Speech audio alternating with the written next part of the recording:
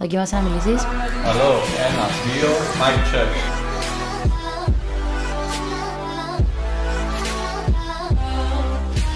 Hi everyone, I'm Nefeli, a professional dancer from Cyprus, and I've created this video podcast series to showcase Cypriot talent, and especially Cypriot dancers, because we deserve to be more appreciated in the arts industry.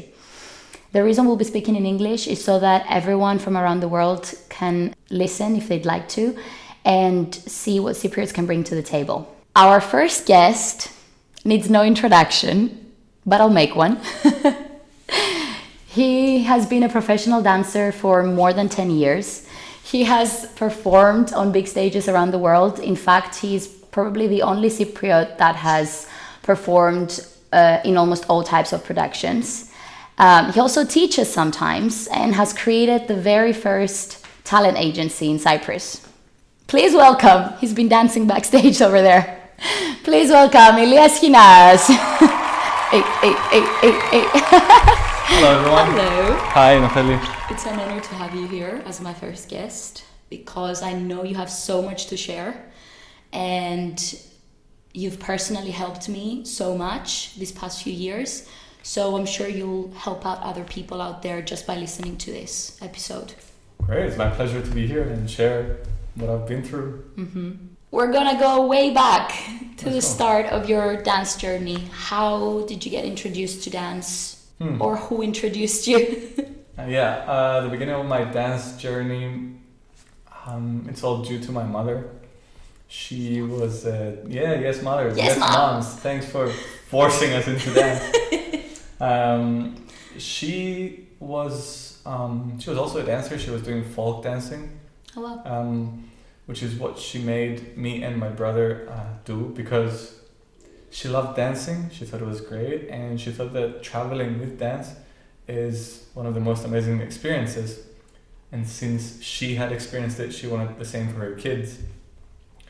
And so the beginning was she signed both of us up for those classes, and we did folk dancing for about 6 or 8 years. I guess. So you started at the age of? I don't know. Like maybe 5? 5, 6, maybe. Okay, and you were only doing this style at the beginning? Folk dancing up until we reached the point with my brother where we just couldn't take it any longer. I think we couldn't relate. Maybe there was a point where we felt there was a gap between where we were as a generation and what the ways of the traditional folk dancing was. So although we traveled a little bit with the groups, and we had awesome experiences, it was just not... Outside of Cyprus? Yeah, okay. we went to Greece and we also went to Belgium. Nice. Yeah, it was pretty cool. But it was just not keeping up with the pace, and we didn't feel it was modern enough for what we liked, what we saw. So, we threw a couple of fits at home. We're like, we don't want to do this no more. And basically, Mom gave us an ultimatum. She said, you cannot stop dance. You either stay and do folk, or we change the kind of dance you go to. So she's trying to put us into a new type of dance, a new kind of school. She tried to get me to go watch a show or classes so many times, and I bailed out last minute. I was like, I just don't want to dance. Imagine. Yeah, it's crazy. Yeah. I mean, thanks to my mom for so many of these, but they even went to watch every School of Dance end of year show, which I didn't end up doing. I didn't end up going. And then one day we went to Eddie's first dance school and to watch a dance class, which was, I think, Street Beats, the select group. I remember seeing Apostolos Tolis, shout out to my bro. He was doing like windmills, like a b-boy parm. I was like, wow, this is so cool. I want to do that. And I bet you girls like that too. And I was like, what? It was just so superficial for me. Whatever looked cool. Teenagers. Yeah, whatever would give me like societal value, I guess. And I agreed to start into this school thinking that I was going to do what I saw Apostolos doing. Yeah, but it was a scam. I didn't end up doing that. Like, I thought I was going to start doing b-boying, and they signed me up for street dance, for hip-hop classes, for choreo class. Yeah. And I started with the classes. After a couple of weeks, I'm like, oh, when are we gonna start doing the flips and the tricks? Tricks. Funny enough, the class felt easy for me in terms of like picking up. I didn't realize there was a skill at the time, but I could pick up. I was very well coordinated, and that's when, after a couple of weeks, again they approached me and said if I want to be an intern or whatever how you say it, like with the main team and start like attending their rehearsals too, see if I'm up for it, because I was young, but I had potential. Yeah, that's how it started.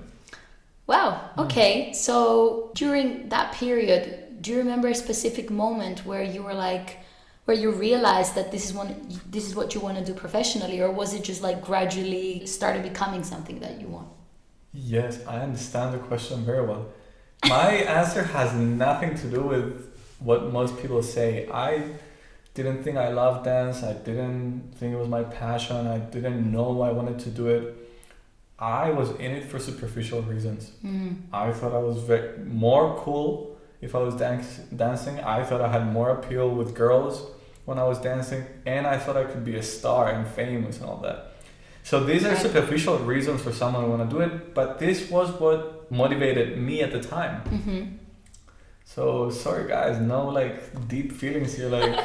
And like knowing you now, the fact that it started like this doesn't make any sense, because right now you're a completely different person. But so when it came to going to university then, how did you decide? Well, still the reasons were still the same. Really? Yeah. To study something? To study. I was like, oh, that's the way to be famous. I'm going out there and I'm gonna, the big industry, and they're gonna see me and I'm gonna be famous. I think this is from the movies as well, because you know how you always see someone who gets scouted and they're like, oh, you're amazing, come, like they give them the job like that, and a lot of people think it's like that when it definitely isn't. Nothing like that at all. And I really bought into that dream because I was watching a lot of movies, so I'm pretty sure you're right. One of the girls from Street Beats, the team from Evie's dance school, was already at one of these schools, and I didn't know much. I tried to go to like career consultation or whatever they are. People try to help me. They found some schools, some universities, but thank God I trusted where Dimi. Shout out to my girl Dimi. Where she went at, and I auditioned. And if I can quickly say, like, I auditioned for, I think 2 or 3 colleges, and I didn't get anywhere. I didn't get any place. Yeah, I got rejected from every audition that I went to.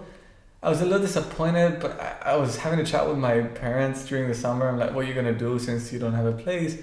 All that stuff. Come end of August, I get an email that says one of the schools that said to me, there's one person that dropped out of the foundation course, which is not even like the actual the degree. It's where they get you prepared to go to school there. Yes, so they're like, there's one position open if you want it for foundation course. I also felt like, it's gonna against my beliefs that if I went out there I'd be famous, but like I went out there and nobody saw what I thought I had. I'm like, oh, this is not starting well. Like, and my mom was like, oh, why don't you take this? They're gonna prepare you. I'm like, I didn't want to, put my ego down. We had a chat, and thankfully I was convinced. I'm like, okay, let's do this. I'm gonna. Basically, you're very lucky that spot opened up and you got the chance to go, right? Because maybe if you didn't, you would drop dance and go and do something else. Do you think that would have happened? It's a decent question. I'm not sure.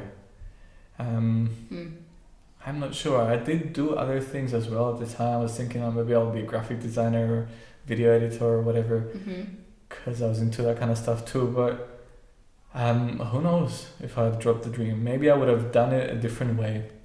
Okay. Maybe not through college, but yeah, well, I accepted the place and went on my way. Had you done any like more technical styles before that? No, I did a couple of classes to prep for the auditions, Uh-huh. just so I have an understanding of what to expect. So the foundational year actually helped you, I'm guessing. Yeah, it was amazing. It was amazing in terms of, first of all, I was the only boy. It was 10 or 12 of us. Yeah. Oh, a very small class. Okay. Small group. It was the first foundation class ever for London Studio Centre. Mm-hmm. I had considerable support from some of my teachers, and it really helped me because it's like I realized how much I can work.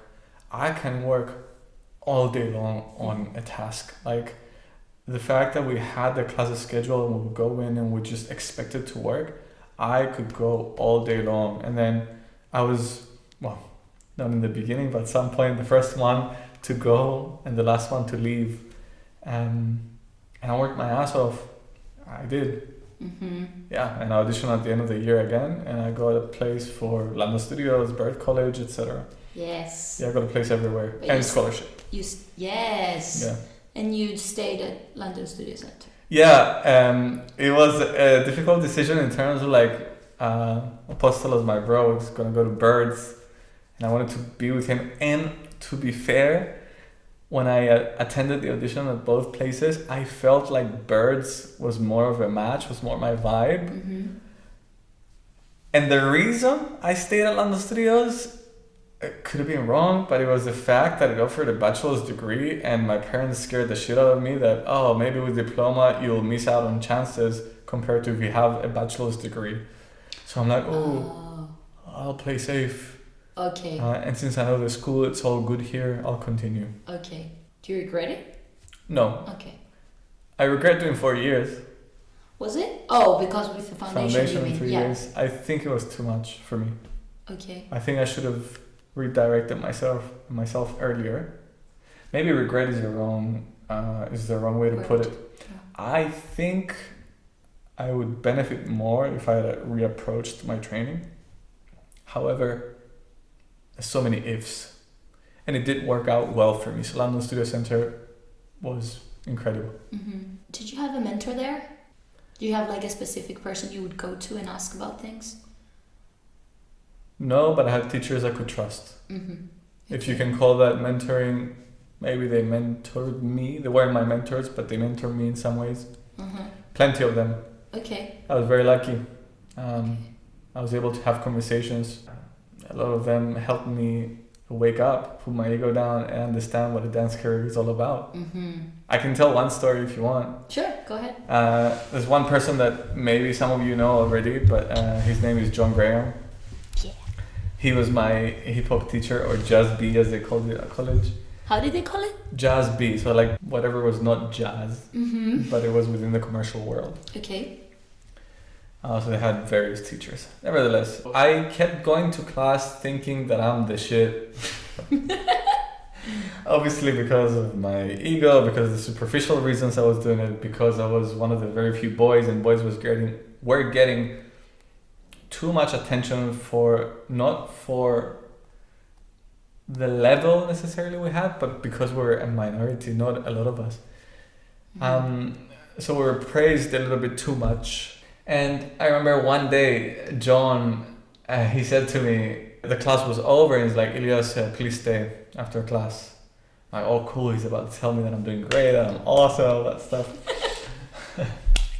And, okay, everybody leaves the room, and he stares at me with a cold look, and he goes to me, he says, do you know how many people I've seen that are like you? I didn't know what to say. I didn't know what he meant by it. Mm-hmm. He goes, you know how many dancers, male dancers with talent like yours, have been through and have been practicing the same way you do in class? I still didn't get it. I'm like, I'm here. I'm doing the work. I'm like, he said, you come in class and because you're talented and you pick up fast, you do things once, twice, and then you just let it go. You stop trying 10 minutes into class.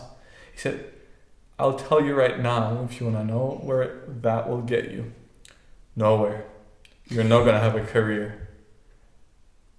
I still have goosebumps because like it shocked me. I got goosebumps now that you said it. And I'm like, what does he mean nowhere? What does he mean I'm not gonna have a career? I'm good. Like my brain was battling his words. And he said, I'll let you know into what you can do. Next time you come in this class, you try hard, and you try harder, and you push throughout the whole class, every time. This is of course paraphrasing to some degree because I don't remember his exact words, but that was the gist of it. And I felt that somebody had just slapped me in the face, and I was like, it shook you. Yeah, what happened? Hip hop was the only class or style that I wasn't putting the same effort because I thought I had it for whatever wrong reasons. This story proves that if you're talented, it's not the only thing that matters. If you don't work hard, it's gonna get you nowhere, because you're one of the most hardworking people I know. So he must have really like shook you with saying that. I mean, of course, it wasn't just that conversation. I'm guessing you gradually, learned how to work harder, but... Yeah, it was thanks to John and other teachers. When you have a certain type of talent, or let's say something that picks you up real good, because you can pick up fast, or because, I don't know, you trained a lot as a kid and you don't anymore, like things that are a cushion for you, you tend to fall back onto those things and don't meet your potential. To reiterate about what John was saying is that it wasn't that I wouldn't have a career if I relied on my talent. I probably would, because the industry is not perfect. It doesn't reward if you just have good habits and you're a good dancer. It's whatever they see. It's superficial as well, but rather he cared for me in a way where he wanted, in my opinion, to have the right habits to sustain a career. I'm so grateful. Amazing. So coming out of uni then, how did you book your first job and what was it? It was easy. At the end of your show, we did with schools, they invited agents, and I had several agent offers to be represented, and one of them was a choreographer for one of our pieces, and he offered me a job. It was Panto. It was a 3-month contract in Nottingham, and that was my first contract after college. Okay, so basically, I want to read this list right here because you have worked in circus, concert, cruise ship, large-scale opening ceremonies, musical theater, dinner show, theater, fashion and corporate events, right? So you've done so much. Give me like a run through of the jobs you've done over the years from beginning to now, just for someone who might not know anything about you to understand like your experiences. Yeah, maybe I'll just give the highlights. We don't need to name everything, but sure. I worked in several original show creations, and that is something separate to just getting on contract. So that means you go in with a creative team and are a part of creating a new show. So I did that at MGM in Macau with Travis Payne, Michael Jackson's choreographer. That was a highlight for me. Let's go. Yeah! I performed with Kylie Minogue, a live concert, and also with one of the most famous bands in the Gulf, like Kuwait, Saudi Arabia, etc. So those live concerts. I was part of creation of shows for celebrity cruises on their newest ship at the time. So I worked with the director of RWS. I worked with Liam Lannis, who is the choreographer of Eurovision the film, amongst many other things. I've worked with a production company from New York called Kaleidoscope. We made the shows for Virgin Voyages and the newest celebrity shows. I've done a musical theater, Broadway style, in Los Angeles very recently. Thanks so much to Mayor. I love you guys. I have done some fashion corporate stuff. We're Fashion Westfield in London. I've done opening ceremonies. I was at the Champions League final in 2011 at the Wembley Stadium. I was, I think, 90,000 audience. Wow. Incredible. I've done circus in China. We started off in a traditional circus tent and then moved to a venue with 7,000 people. Many shows. Mm-hmm. And I've worked as a dancer. I've done harness work, bungee trapeze, puppetry, drumming, percussion, and backing vocals. Hey. Oh, let's go singing. Okay. Yeah. See, this is like college work. Yeah. That's the only reason I knew. And if it helps in the creative side, I've worked as an install director for celebrity cruises, as a choreographer for corporate jobs. I've done assistant choreography and associated creative for some of these jobs. Wow, amazing. So you had to learn a new skill while on a job, right? Which was that, and how was the process? In terms of what was the most different skill I had to learn? No, different from dance. Different from dance. That was bungee trapeze. It was horrible. Great. It's horrible because I'm someone who is scared of heights, and the job required that we start training in 10 meters and jump from 20 meters high. Mm-hmm. I also get nauseous, motion sickness, so all the tricks I had to do was also against me. In the process, I was in the production in China, and they asked one of the cast, we're a huge cast because it's a big production with a cast of like 200 or 250 performers. And they had asked some of us if we're interested in learning a new skill. I said, yeah. We go to the tent and I'm working with a Chinese production. Mind you, they're a different culture. They work different. They train people different. So what do they do first? I already had harness experience, so I was comfortable with that. They put me in a harness. And I'm like, okay, they're going to teach me step by step how to do it. Click, clack, and pull me up. They're like, stand on the trapeze. Trapeze, like usually you hang, right. But like stand on it. Okay, whatever. I'm holding on the ropes and I'm standing on the trapeze. And they go, jump. Yeah, I'm fucking terrified. I'm shaking. I'm like, what? I'm pretending that I can't hear what they're saying, so I don't jump. They're like, jump. What? As if I'm too far. And they're bringing the translator to tell me, as if like, because the coach was Chinese, the translator, the coach wants you to jump.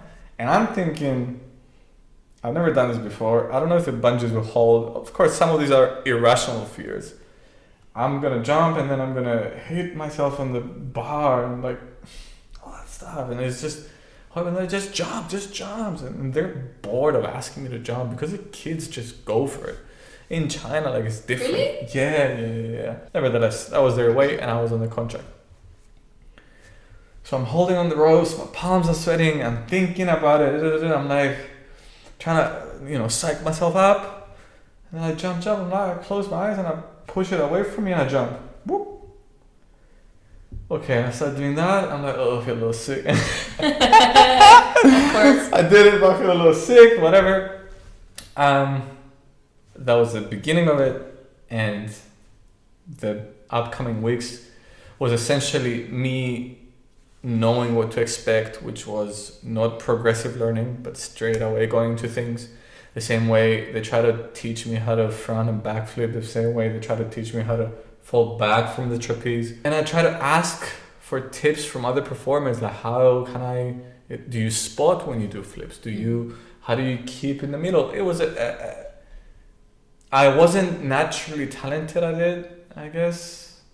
I had a hard time, but I learned enough because there was plenty of time to work on it, and I was doing it almost every day. Okay, so I want to ask you, how do you personally prepare to go on stage, both physically and mentally? Is there something specific that you do, a routine, or no? So how I physically prepare for shows is usually I have a workout schedule that I develop with my trainers or coaches, which could be my dad, who's a personal trainer, or other people. Go dad, let's go. And yeah, he helped me a lot throughout the years with workouts, etc. We'll try and emulate the needs of the show. If I know that within the show I have 1 or 2 numbers that are long in duration, that is what my workouts would look like. So I would train cardio for endurance, and then I would also do, depending, am I lifting in the show? Is it just me? Am I doing power moves, tricks, etc.? So we'll do that. And if it's different, then we'll just adjust to that. Mentally, I try to stress myself depending on what I might need. So for example, if I'm feeling not ready enough to perform a particular style because it's new for me, I will on purpose try and create material with that style and ask my students to watch me, or go perform somewhere with a smaller audience so I can feel comfortable prior to going to the contract. So whatever I think my stress will be, or having a mental block, let's say, if I know what I'm gonna do on the contract, I try to do that prior. I try to prepare yourself as much as you can. Yes, with tasks that will feel the same. If I haven't been on a contract for a long time, let's say, I would just get in front of people and dance, because it goes back to being conscious. For example, conscious of, are people still validating what I'm doing? Like, everybody has the same concerns and feelings and fears, that they just fluctuate. Okay. Have you ever had to do other jobs to support yourself financially? Because we know that dance is a tough industry, and yeah, I was wondering if you had to do that. No. You are so blessed. And I agree. There's a component of luck, and I'll share the other side of it too. I had worked at a supermarket 1 year when I was a teenager, and I hated myself so much doing that. And I went back and said to myself, no matter what the circumstance, I will only work as a dancer or dance-related jobs. It's not necessarily the best solution. There could be times where I could have benefited more from doing other jobs, right? However, I had said this to myself, and in times of need, or whatever you want to call it, I always said I will only do dancing jobs, so that's what I'm looking for. Okay. Given the advantage I have as a male performer, it's easier to do stuff and book stuff. That's the next thing I wanted to ask you about, actually. You can go into that. Yeah, that is in terms of performance. In terms of like teaching and all that, I'm not sure if men have an advantage or not. However, I, as a personality, tend to be more comfortable putting myself out there, be somewhat, I want to say, positively audacious. I'll just go for it. I'll just ask. I'll just say, I can offer this. I can do this. What about this? What about that? So these conversations that I've had about, hey, I can do this for you. I can do that. What about this? Can I choreograph that? Can I teach? Have gotten me as many conflicts as much as opportunities. But I can live with that. I've made peace that I will make mistakes and understand how to sell myself and my services better. So the more mistakes, the sooner I learn. Going into what you said, basically, do you think it's different for female dancers and male in the dance industry from your experience? Absolutely. I'm so sorry that this is the case. Females have it way harder. And even if I try to explain what it's like for women in our industry, I cannot grasp the reality because I haven't lived it. I've seen it. I've seen the numbers in auditions, in classes. I've seen the different amount of encouragement male dancers get compared to female dancers. All that to say, there's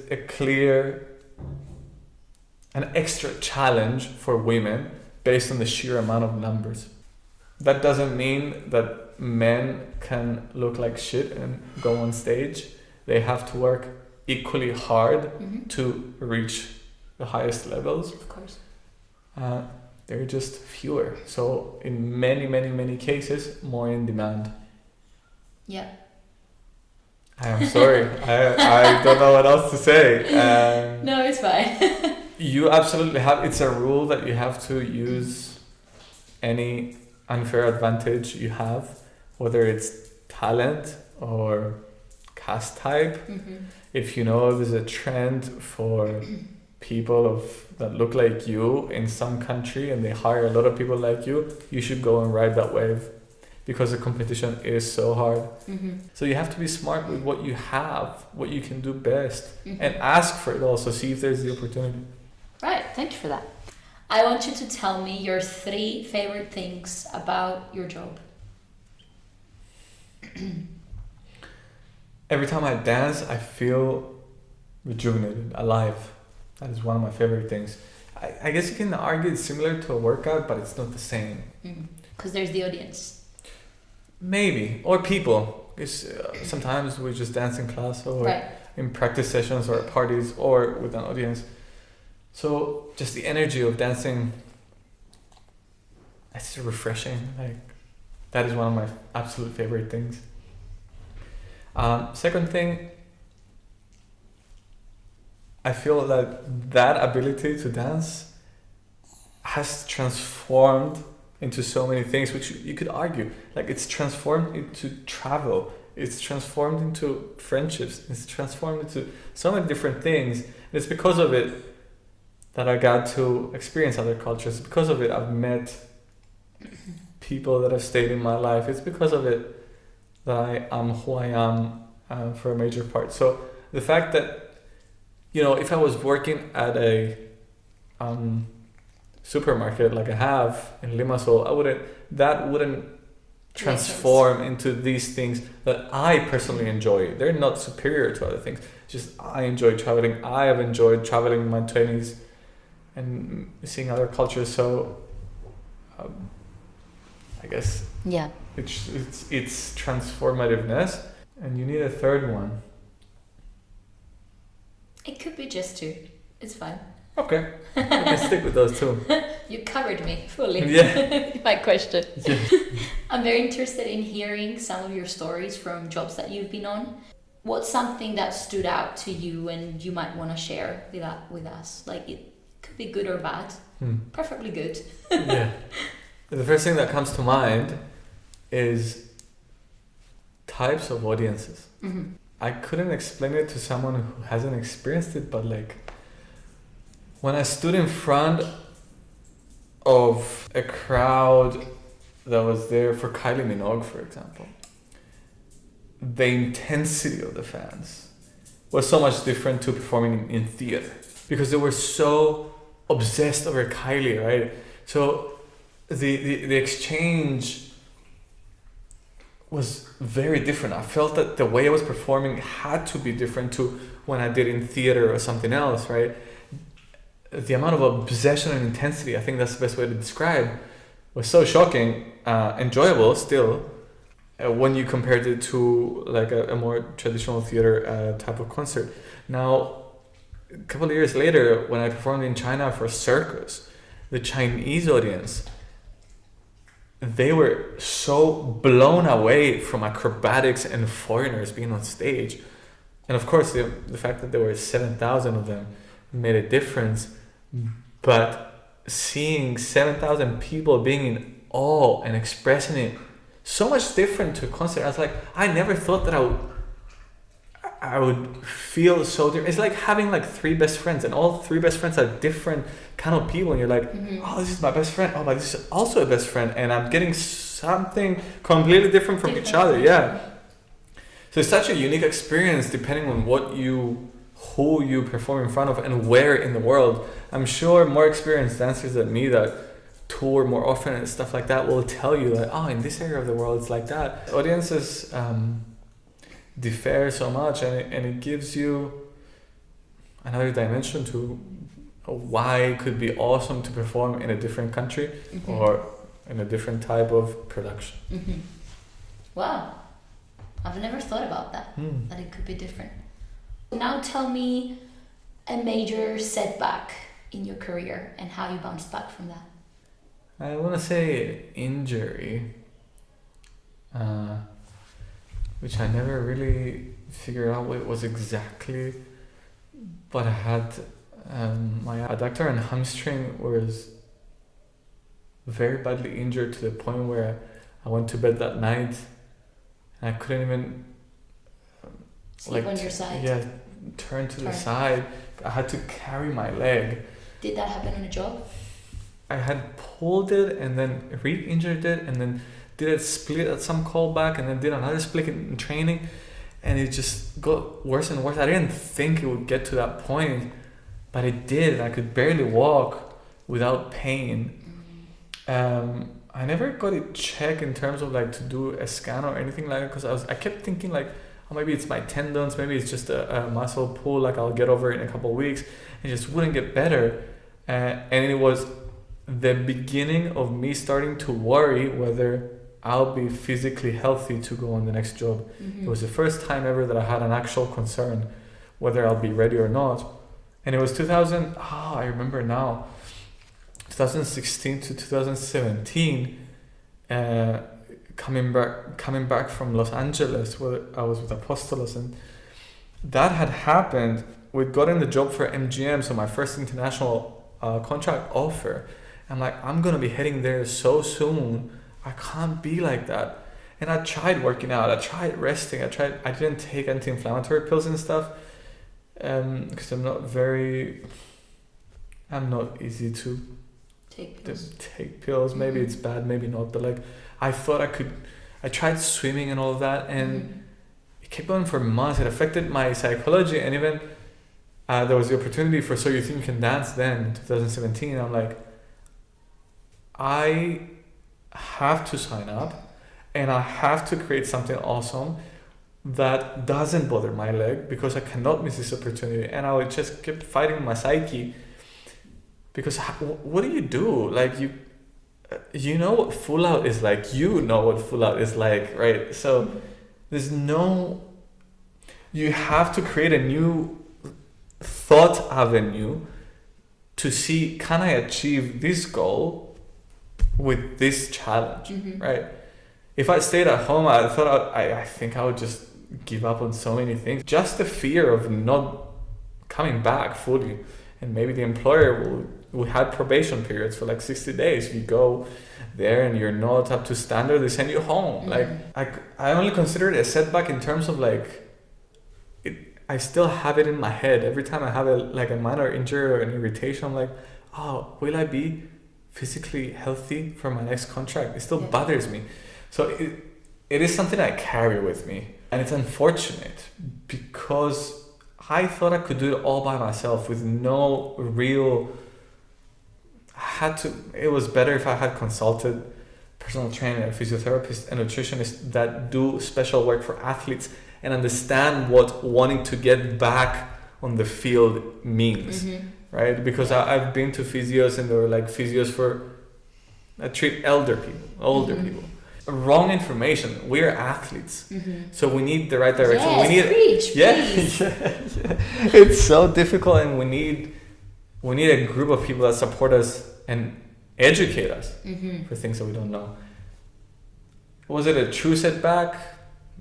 Some people will say no. Is it something that has been a challenge for me in my career? Yes. Yeah, of course. And I'm asking you about you personally. Like, for each person, a setback would be something different, of course. Let's talk about Cyprus for a bit. What work have you done in Cyprus? I think pretty much most things that exist. I've worked in clubs as a go-go dancer. I've done performances in clubs and venues. I've done kids musical theater. I've done school shows as a professional dancer. I've done film. I haven't done TV. I've done ads for TV. Commercials. Yes, commercials, workshops, seminars. Yeah, of course. Yes. Thinking about how the industry was, let's say, 10 years ago and how it's now, would you say anything changed? Is the industry getting better, and what do you think should happen in order for Cyprus to have more opportunities? It already has more opportunities compared to 10 years ago. The question is, what are we aspiring for the industry to look like? Do we want opportunities that are equal to the ones abroad that we can have a full-time job and be able to sustain ourselves here? Is that what we're asking? Or are there enough things to occupy ourselves with our dancing to sustain ourselves? That exists from my experience. I was very well able to be renting a place, to pay for my bills, to save some money. I did work my ass off, but I was able to do it. I was working at several dance schools teaching. I was doing club nights, Friday or Saturday maybe. I was doing the Peter Pan musical theater. When was that? 2015. It was like a kids musical tour. But I mean, like, from your journey, was that like after uni or? Yeah, I graduated from uni. I worked a little bit in the UK and I decided I couldn't take it anymore. So I left with the goal of saving money and moved to America maybe. So I came back to Cyprus for almost a year. Okay. Where I had done all these jobs, all the jobs I knew I could do in Cyprus, saved the money and... Yeah. Alright, sorry, I'm going away from my question, but then what was the timeline of the rest? Like, what was the very first thing you did to get out of Cyprus after that? So I had put a goal to save 10,000 euros during the year, and yeah, with renting, paying bills, and going everywhere, I managed to save 9,200 something. So like, that's the goal, really. Goal, yeah. And I had planned a trip to the US, thinking that I'll go and stay for as long as I can and hopefully book a job and stay there. Well, I was a little naive, but like, I just wanted to get out as soon as I could, because I knew from other people's journeys that the longer you stay home, you tend to never leave. Yep. So I needed to get out and, packed some bags, went to the States with a plan for 2 months. And then during those 2 months, we kept taking class, auditioning, and doing online auditions as well.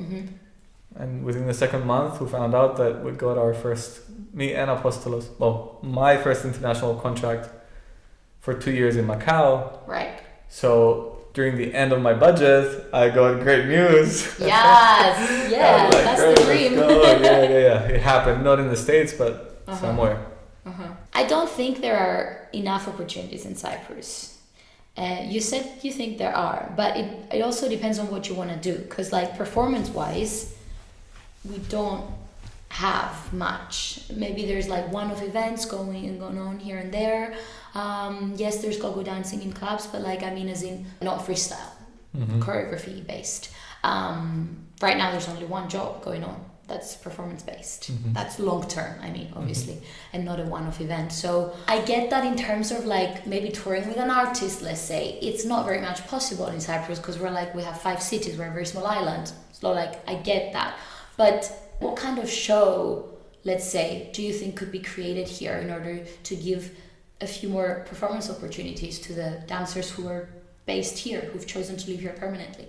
The only way I see it, from the little I know about business and production, would be that one of these big companies that exist here, because there are a lot of big companies with a budget, etc., they would have to want to have a show that is associated with their brand, which means the show is not happening for profitability necessarily, but for branding, which means we are this company, we have this show, we're proud of artists, etc., right?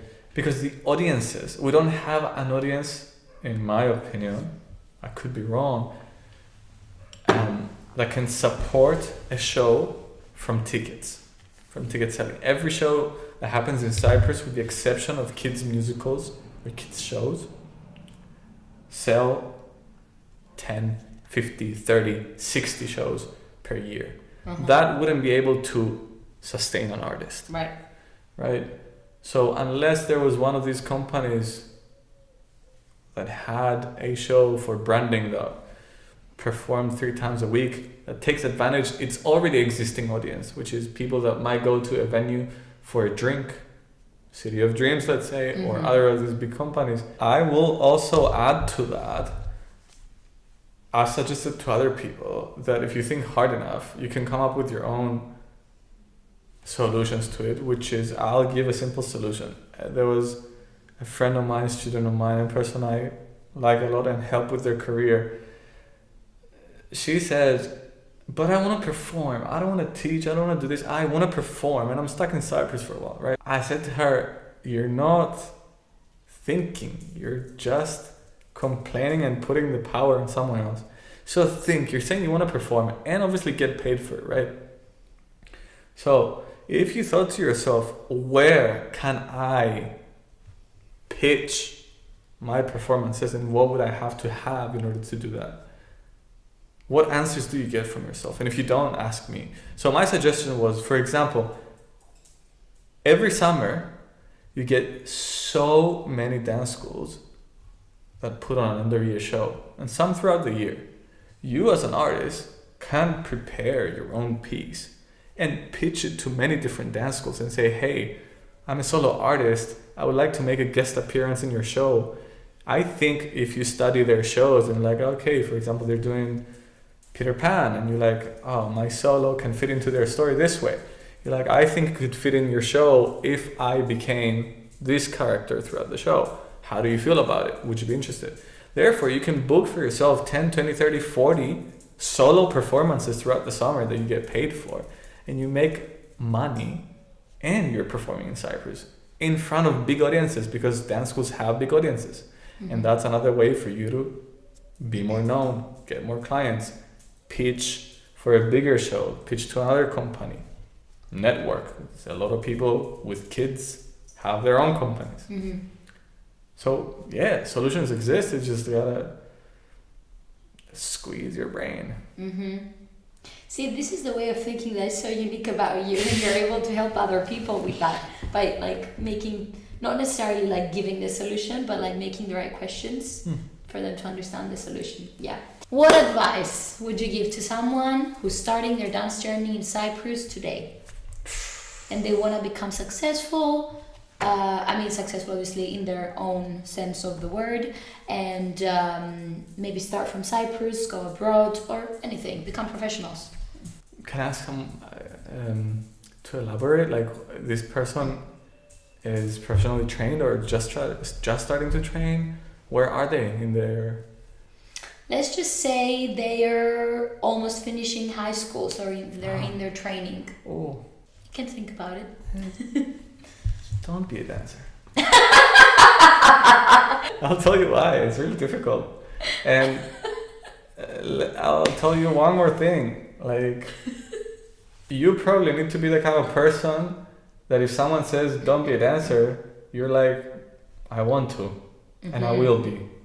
Because the amount of no's that you're going to hear, if you can't take it from me or from someone else, that's your mom or your dad, them saying no, it costs you so much that you give up on your own dreams, you're not going to last out there. Nobody's going to care for you. There's nobody. So if I say, no, don't do it, and immediately you feel, I want to do it, and I will do it, that is right there, you supporting your own self for your dream, and you know that you can make it because you don't rely on other people's support, you rely on your own support.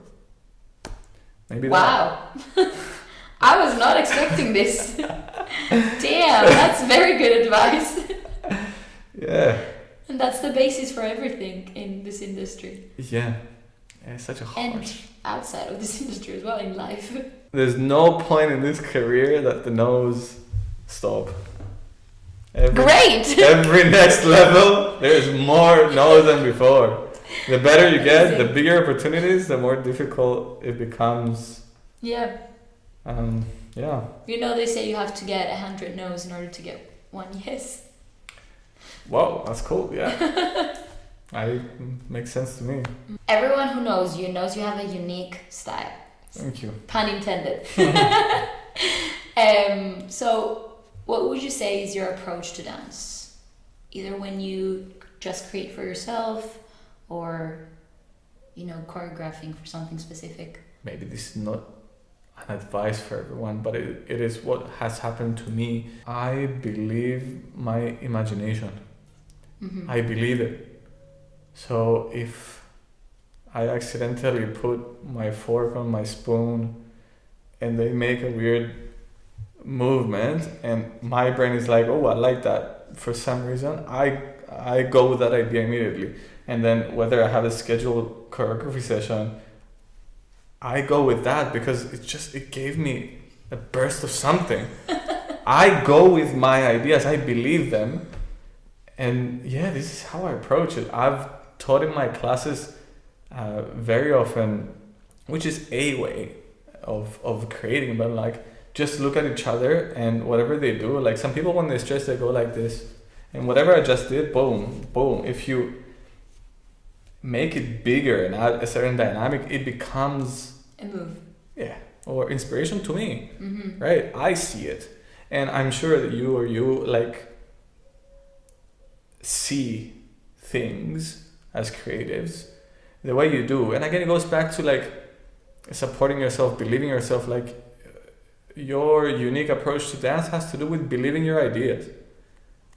Initially, and maybe for a long time, maybe it will suck because you don't know how to make it into something, to bring it to life, like as a in its last form, right?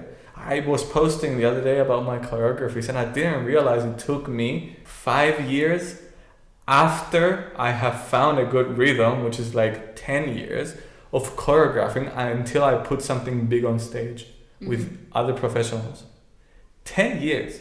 I didn't realize 10 years is a long time. And I was not consistently choreographing. Like it was throughout the month, sometimes not as much as I was performing, but like 10 years until I was confident enough that I knew I could tell other people, explain the vision. Because as creatives, you have to be able to explain what's in your head. It makes sense to you that you're thinking about it.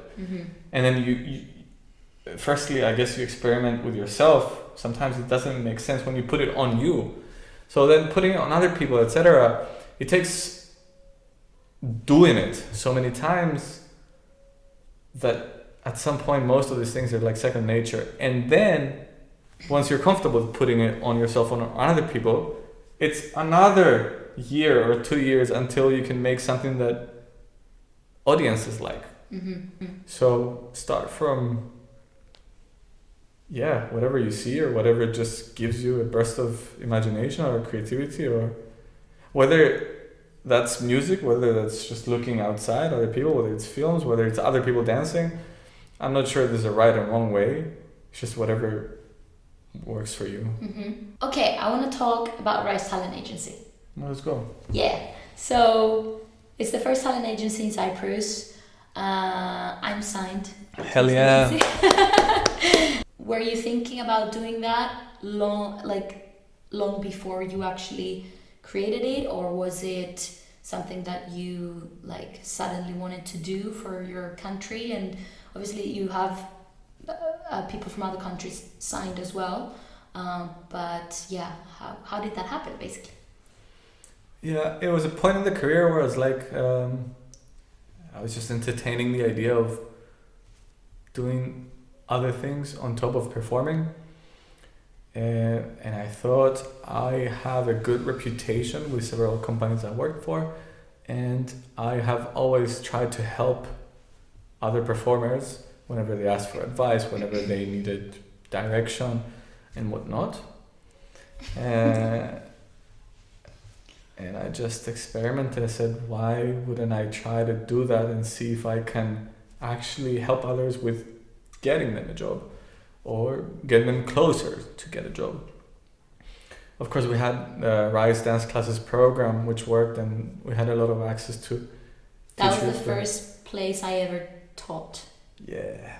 5 years ago. I love that for you. Yeah. Yeah, I'm so happy we trusted you. Yeah, me too. Yeah, you gave me the opportunity to go into teaching, basically. Yeah, so thank you for that. You're worth it. That's all I have to say.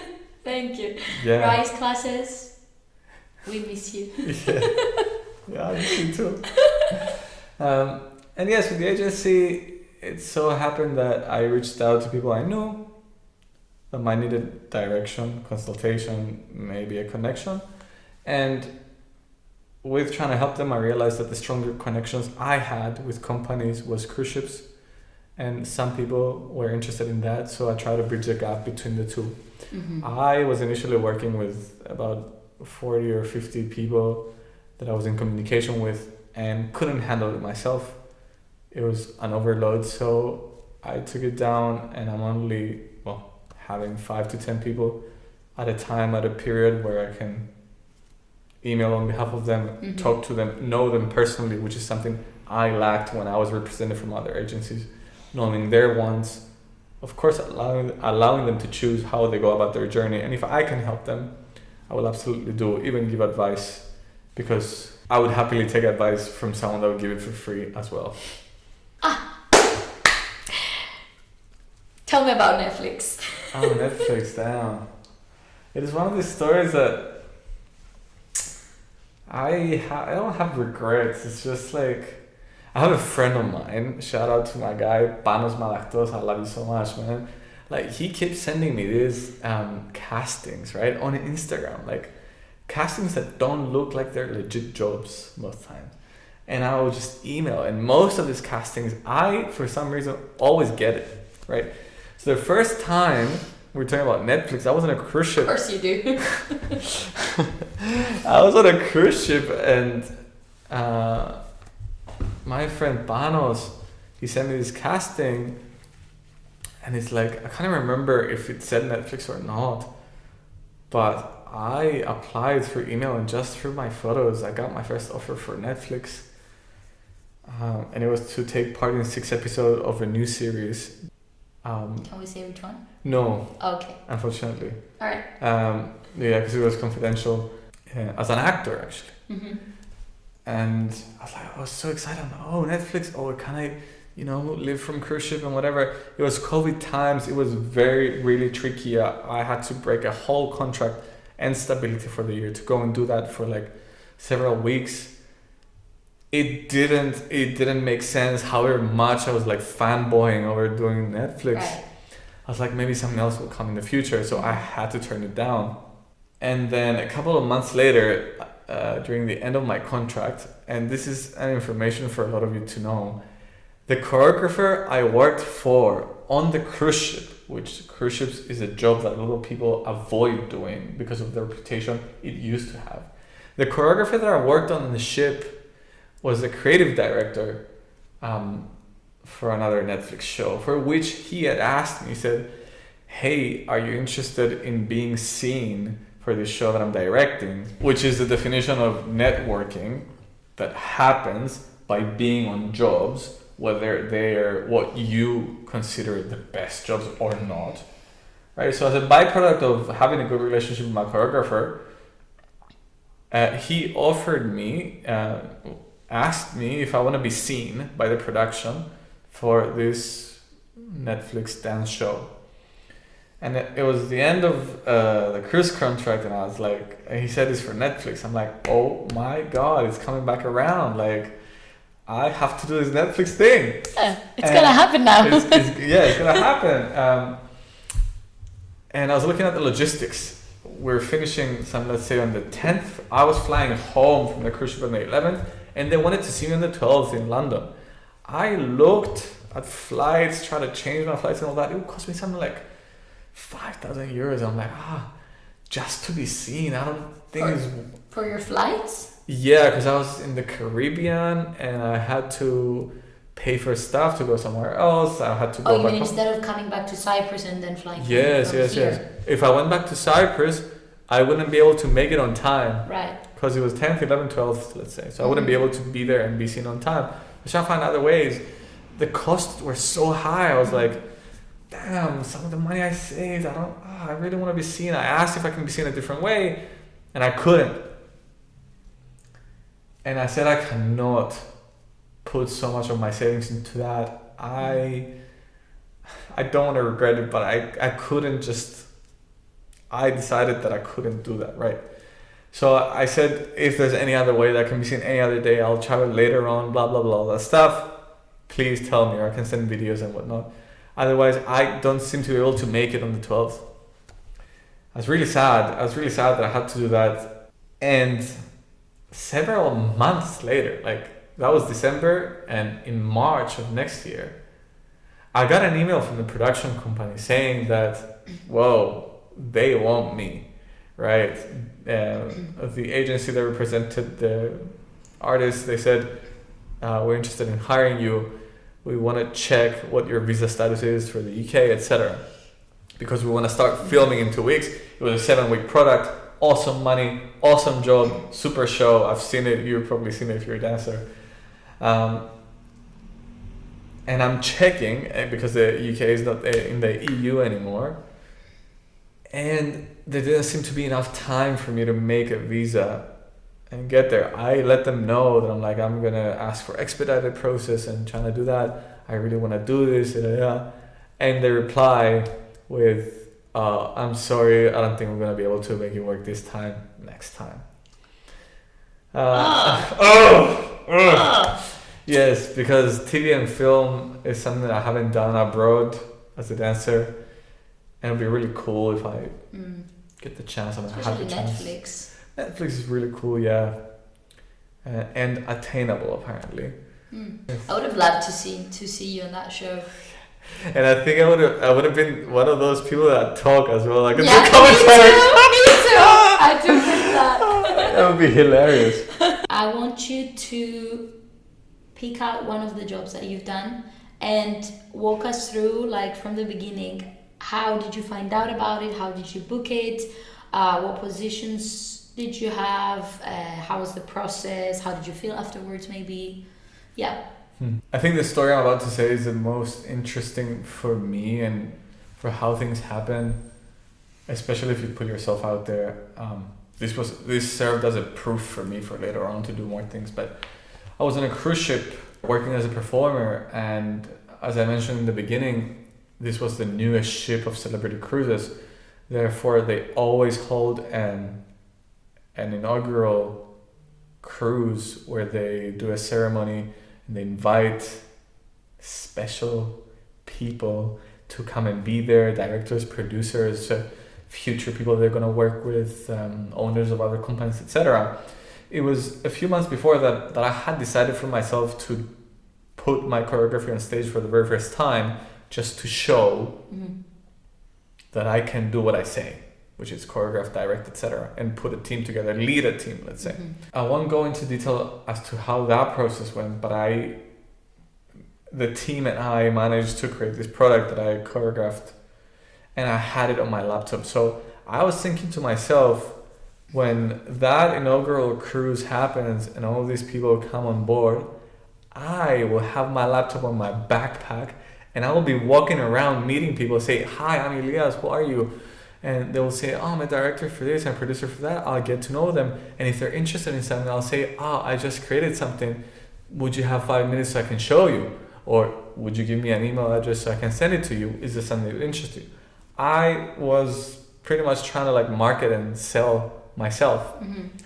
Of course, it's not exactly how you should do it. It's all I knew, and that's how I tried to do it, right? So come the inaugural cruise, there's me with my little backpack and my laptop walking around the ship, meeting other directors, etc. Even after performances, I would go and meet people. And I met a producer from New York that seemed interested in our conversation. I said, what is it exactly you do? She explained to me. I'm like, wow, I'm so interested in what you do. Could you tell me more about it? She's like, absolutely. It was me, a friend, the producer, and her assistant. And they kept talking to us. I kept meeting them as people, who they are, because it's important to work for good people, not just people that are good at their jobs. I showed this producer my work. They liked it, and they went on to say, would you be interested in doing this? Would you be interested in doing that in the future? And I expressed interest. If they said something, I will be doing this next month, I said, I can do this for you, not expecting money, not expecting anything, just expecting them to allow me to help them so they can see that I can do that and potentially hire me in the future, right? So I did that for several things for her. Like, she, for example, at once had mentioned, I have to deliver 10 different pitches for a show that have to be individual storylines so the client can pick. I said I can write some for you. Did I know how to write a pitch? Absolutely not. Did I know how to write a show? No. It was all in my head. But remember, like, I believe my ideas. I do. And I, like, the worst case scenario is that she said, oh, this sucks. I'm like, okay, I can live with that. I can live with that. So I'm like, when do you have to deliver this price? She's like, oh, tomorrow morning at 8 a.m. Mind you, it's like something 10 at night. I'm like, fuck this. I'm staying up all night. I'm going to do this. This might be my chance to show that I can creatively contribute. So I stay up all night and I come up with these ideas for shows. I'm like, but how do you show the idea? Do you just write a text, or do you find videos for reference, or how do you show that this is a custom idea for something? I came up with stuff and I wrote 12 different propositions, right? Different shows. I put images for references, explanations, brief of what the story is, what each costume represents, because I was getting more and more ideas, right? And I sent it through, and this person's like, whoa, that's really cool. Can you send me this and this and this from those stories? That is already very helpful. Boom. She didn't like any of my stories, but she liked parts of it. So she, again, found value in what I tried to offer. That came with another kind of task to see if I can do stuff. They entrusted me with information and asked around my colleagues to see if I had shared that information. They were testing me, this producer, right? To see if I'm trustworthy, if I'm skillful enough, etc. Up until a point where they said, come and work for us in New York. I'm like, holy fuck, it's happening, right? And they send me like info about the job. Of course, it's work in the US, so we have to figure out how to do it.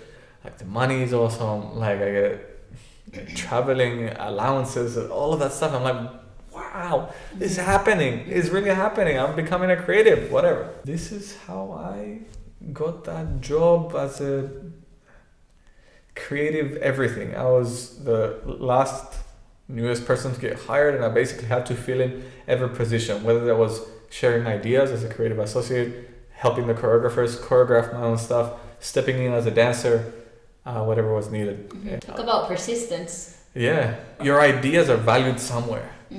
The problem is we don't know where. You don't know where your cast type, your ideas, and your work is valued so much. So I would tell anyone who's just like, try and share your ideas, see if someone likes them, and ask for feedback, even if it's shit. You're 1 or 2 or 50 steps away from that deal or that next job or anything that you might want.